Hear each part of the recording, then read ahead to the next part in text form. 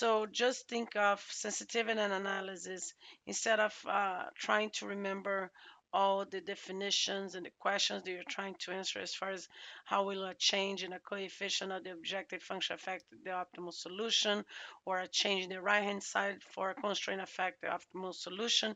Think of what if, is attempting to answer the questions what if I change a coefficient of one of my constraints, instead of 2.5 I had changed that to a 3, how that is going to affect the optimal solution.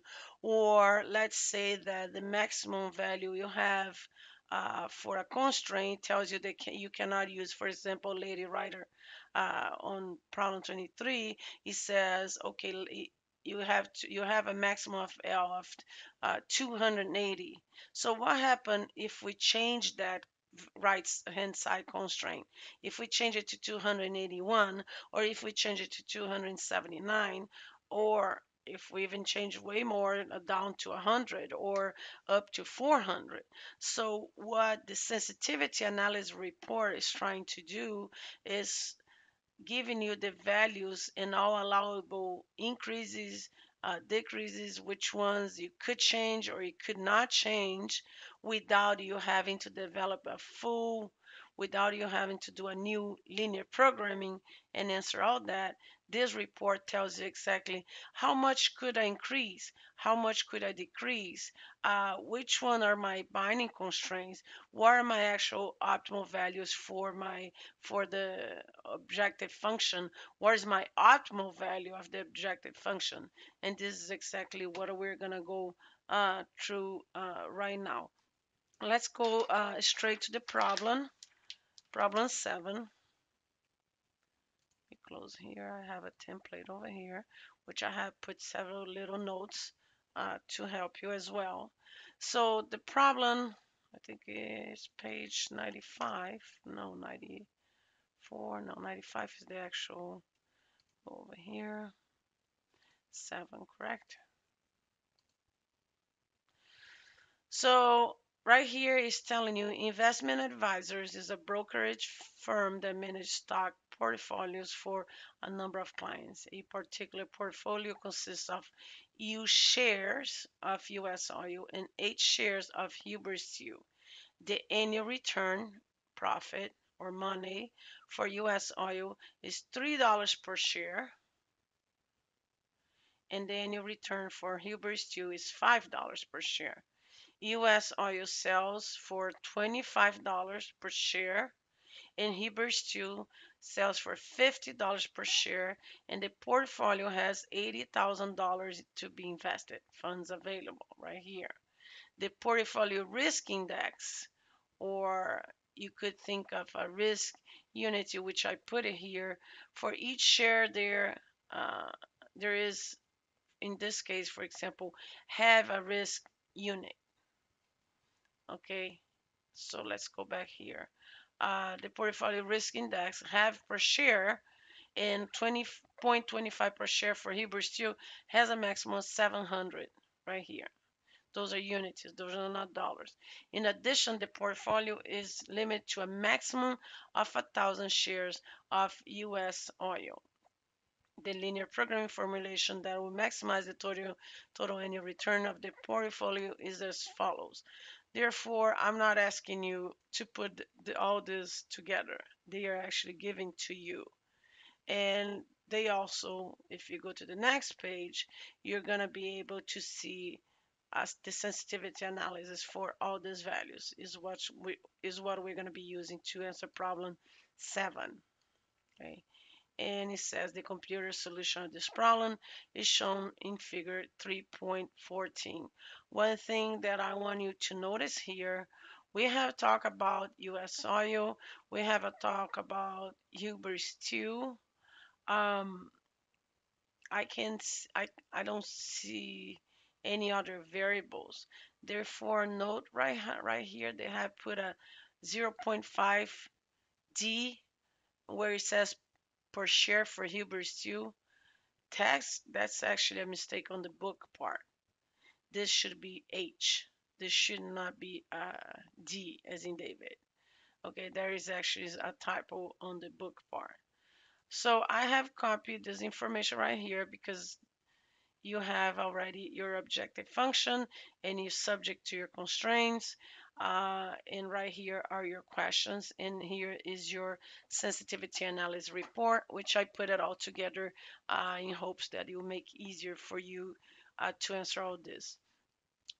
Problem C right here, dual values. It can be tricky. Um, it is a very confusing subject. It just gets easier with time. So I'm gonna be answering A, B, and D, and then last I'm gonna be answering C because B, once you answer B, it's very easy to answer D, and then we go back to C. Okay, so let's start the problem. Here you're giving this report, and question A asks you, what is the optimal solution and what is the value of the total return? Again, just remember the optimal solution is composed of two parts: the optimal value of the decision variables and the optimal value of the objective function. Therefore, if you do remember for uh, Easy Rider and Lady Sports, I believe you had, remember, 250 for the Easy Rider and 200 for the Lady Sport, in a total of 900. Okay, it is correct. Good. In a total of 960,000. Therefore, if I would ask you what is the optimal solution and what is the value? Well, the optimal solution is 250 of Easy Rider, 200 of Lady Sports, in a total of $960,000. Where do we find this information here? I have circled for you. Right here is telling you that your optimal solution is going to be 800 of the US oil and 1200 of the Huber steel, in a total of your optimal objective value of 8,400. So that would be right here. What is the optimal solution? Would be 800 of US oil, would be 1200 Huber steel, in a total of 8,400. And then you say, uh, how do I know that this value is correct? Well, if we do replace U by 800 right here, so let's try it. If you do 3 times 800 of US oil plus 1200 of, or should I say 5, right here, I'm following the objective function. I'm maximizing this value over here. 5 times 1200 for Huber's 2, you're gonna get exactly the 8,400. So these values are accurate, and that is your answer for problem A. The good thing is, I'm not sure if I mentioned before, no more graphs. And this week is going to be a minimal amount of math calculation. It's more analyzing the report and then providing the answers. Okay, so next week, that's when we're going to be using solver again, and to get these reports, which now you're learning how to read them. Okay, which constraints are binding and what is your interpretation of these constraints in terms of problem? If you do remember from last week, I have mentioned that a shadow price, you had a report with the result for a shadow price. Well, a shadow price and a dual value are the same thing. Slack is different. So a shadow price, if a shadow price of 0, which I don't want you to get confused on this. Every time a shadow price or dual value of shows 0, that's a non-binding. Okay. On the contract, on the contrary, on a slack and surplus, it's easier to read because if you have a slack of 0 right here, those are constraints. That means you have used up all resources. So if you have a slack or surplus or zero, those are your binding constraints. You have used up all your resources. For constraint 3, it tells you still have 200, so it's a non-binding. In a shadow price or a dual value, then zero would mean a non-binding and the values would mean a binding. But please don't get confused the dual value right now. We're going to show in a different way. Just look at if you get a question that says which constraints are binding, then you would know by looking at slack and surplus. However, there's two parts to the questions. So we know that constraint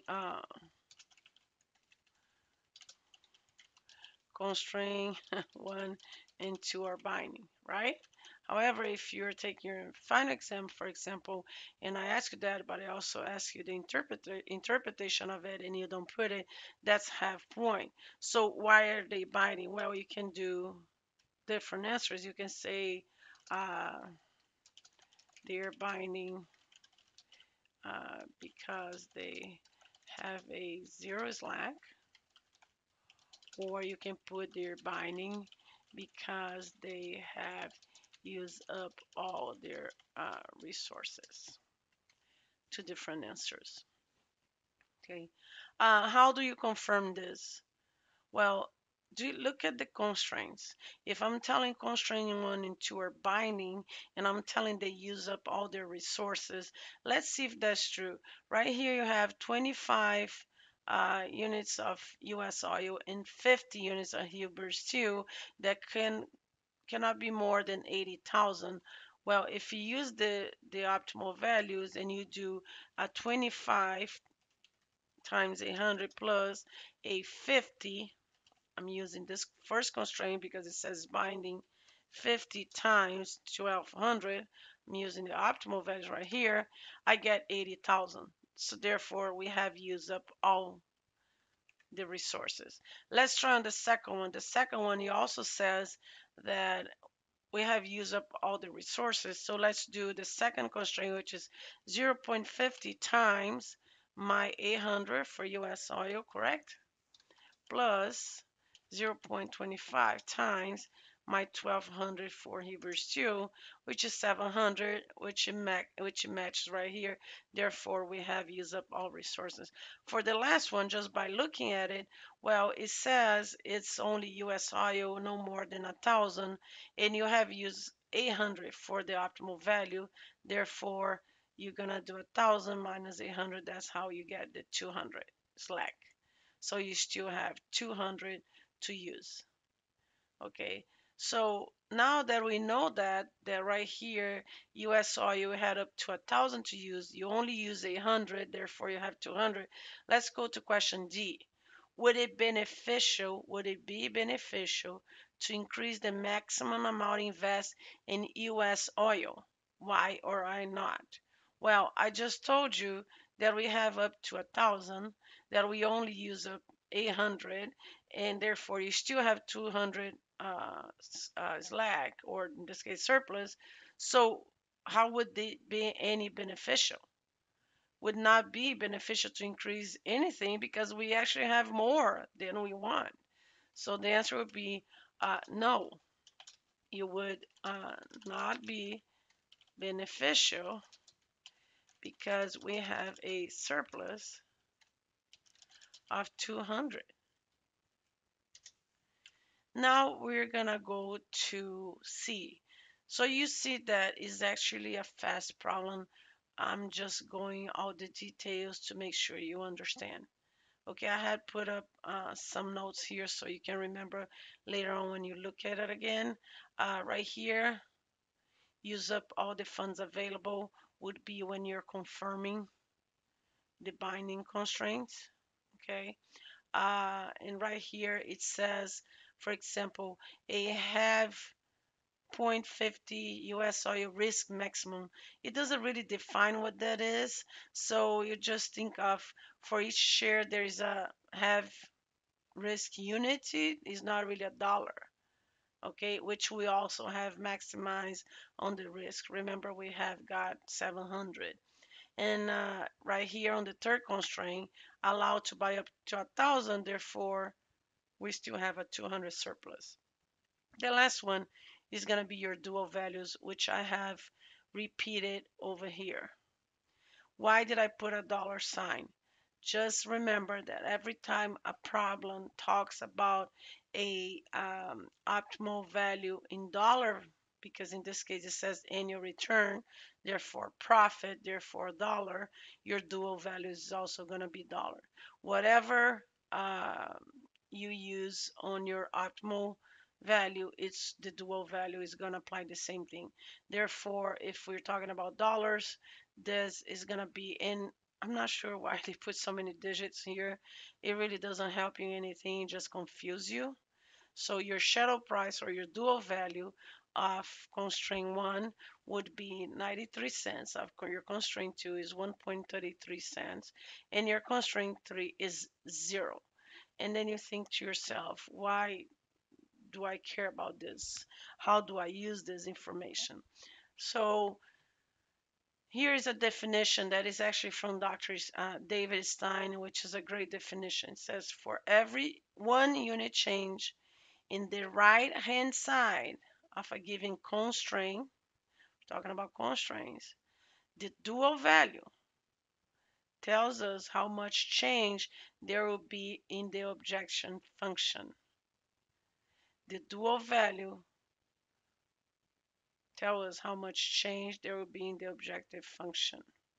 Okay, so right here for constraint 1, it says we have a value, dual value of 93 cents, constraint 2 a dual value of 1.33, and constraint 3 as 0.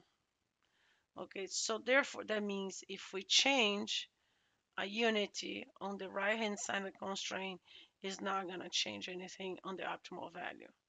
However, if we change anything on the right hand side of constraint 1, if you increase 1, you add 93 cents to your optimal value solution. If you decrease 1, you decrease 1 or 93 cents from your optimal value solution. For constraint 2, if you increase 1 right here, you increase 1.33. The equivalence, it would be 1.33 added to 8,400. If you decrease 1, it would be a decrease of 1.33 from your optimal value solution. Okay. Um, let's go ahead and do that. Why? Why do you have these values? Think about it. You have been provided, your manager comes to you and says, here we have these values right here. I need you to develop, the optimal value for me. I want you to tell me the values of my coefficients, the optimal coefficients, value coefficients, and the optimal value of this problem. And the next day he says, you know what? I forgot to tell you, actually, I just learned that instead of 80,000 funds available, we really only have 70,000 funds available. Or he says, you know what, I just learned that actually this number here should be 750 and it shouldn't be 700. So, in order for you to not have to do everything else again, all the calculations again, or develop a new linear programming or a new sensitivity analysis, then this problem is telling you that when you change one on this first constraint right here on the right hand side, if you go up one, it goes up to 93 cents. If you go down one, it goes down 93 cents on your optimal value of the objective function. So if we go up one, we're gonna do the optimal value plus, you go up one, and this is gonna be your new value. Okay, but let's say now you went down one.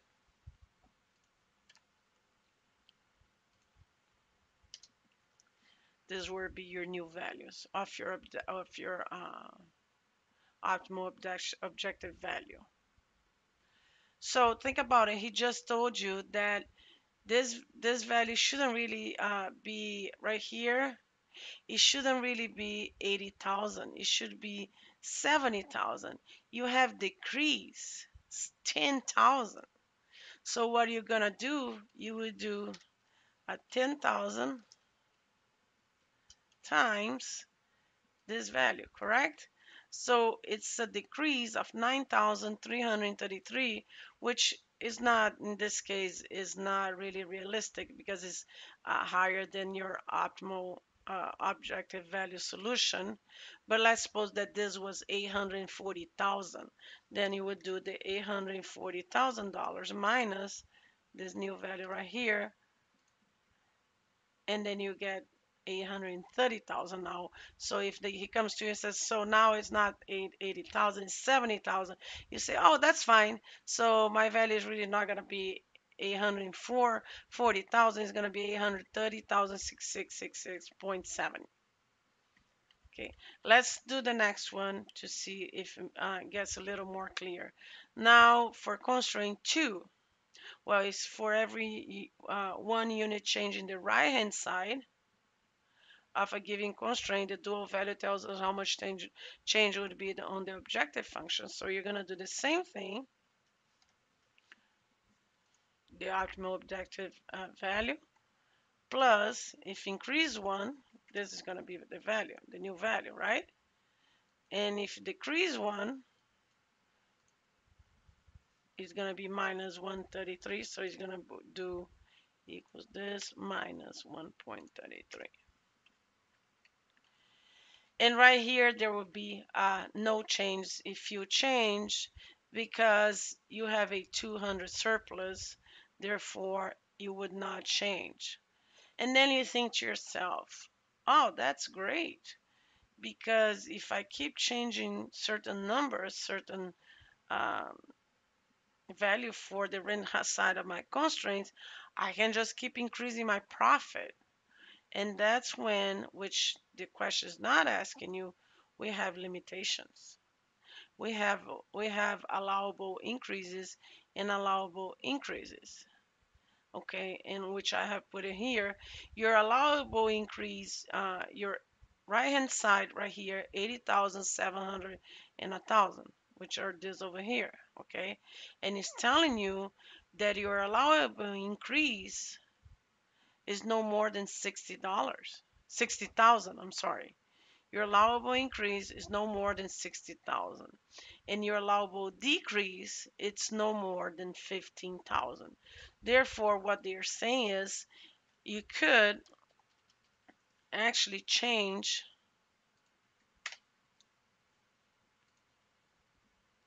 up to 140,000 and it still be on your range of feasibility. And right here, you're going to be decreasing by 15,000. Therefore, your range of feasibility, if you remember from your graph, you have a feasible region, you could possibly increase this right-hand side up to 100. So in this case, funds available. So to 140,000 maximum and a minimum of 65,000 and it still be in the optimal region and still be on the feasible region. Same thing we will apply, which I don't know if I copy it. Let me see. Yeah, it worked. Same thing for over here. No, you can't do this because of the 80,000. Sorry about that. So let me go like this. Same thing would be for constraint 2. You could increase up to 75 and you could decrease no more than 300. Right here, if you do remember, you have a surplus of 200. It's telling you really you could increase an infinite amount without changing anything. However, you can only decrease, so it's still gonna be, uh, so you can just do infinite. However, as far as decrease, you can only increase up to 800. Remember 800 over here? I know this part here is not being asked, but we're going to be working on the other problems and we're probably going to be looking at this. So remember that just keep in mind the range of feasibility and range of optimality. Those are two different things that we're also going to be addressing.